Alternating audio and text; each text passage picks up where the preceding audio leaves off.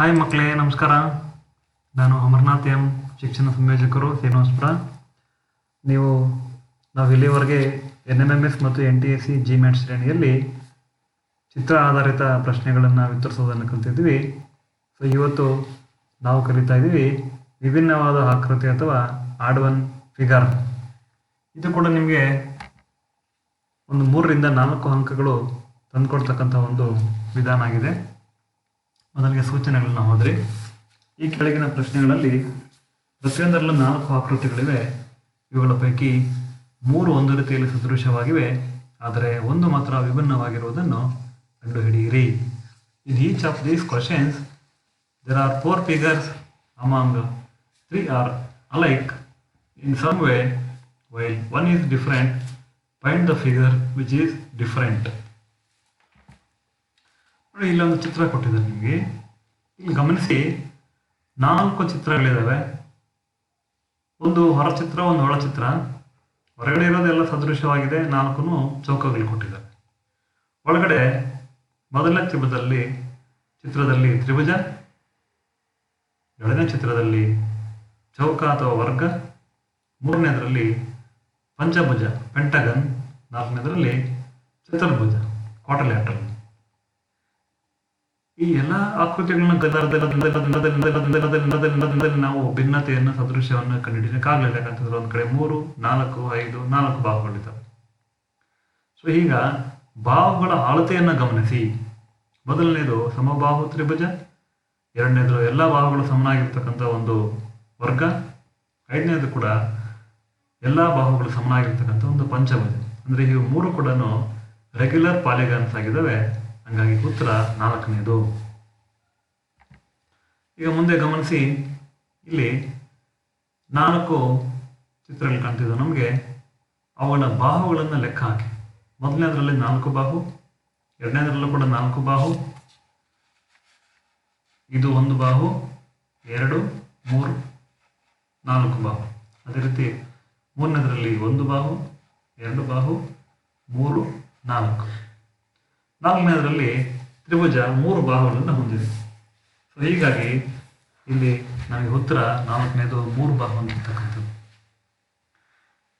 ಈ ಒಂದು ಪ್ರಶ್ನೆಯಲ್ಲಿ ನೀವು ಗಮನಿಸಿದಾಗ, ಒಂದು ಬಾಣದ ಗುರುತಿಗೆ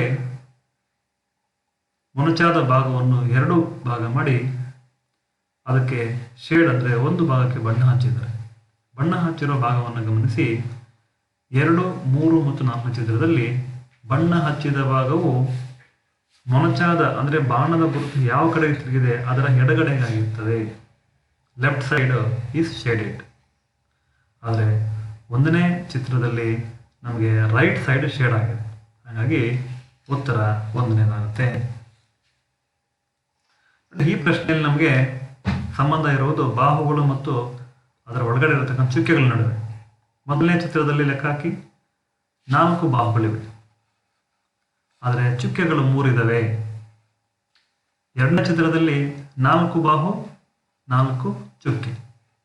ಮೂರನೇದರಲ್ಲೂ 4 ಬಾಹು, 4 ಚುಕ್ಕೆ. ಐದನೇದರಲ್ಲಿ 5 ಬಾಹು, 5 ಚುಕ್ಕೆ. ಆದರೆ ಚುಕ್ಕೆಗಳ ಸಂಖ್ಯೆಗೆ ಬಾಹುಗಳ ಸಂಖ್ಯೆ ಸಮನಾಗಿದೆ 2, 3 ಮತ್ತು 4ನೇ ಚಿತ್ರದಲ್ಲಿ.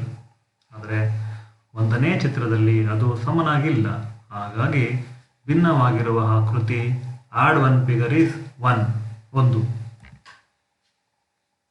ಮುಂದೆ ಈ ಚಿತ್ರದಲ್ಲಿ ಈ ಒಂದು ಪ್ರಶ್ನೆಯಲ್ಲಿ ಗಮನಿಸಿ, 2 ಆಕೃತಿಗಳನ್ನು ಕೊಟ್ಟಿದ್ದಾರೆ, ಹೊರ ಆಕೃತಿ ಮತ್ತು ಒಳ ಆಕೃತಿ.